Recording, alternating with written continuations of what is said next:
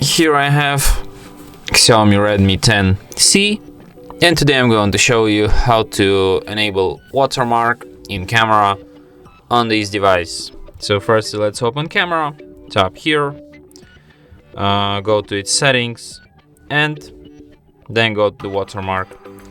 And here you can enable timestamp and also device watermark. And now every photo you take will be marked with the watermark, just like this. Just like these two watermarks. And that's it. Thanks for watching.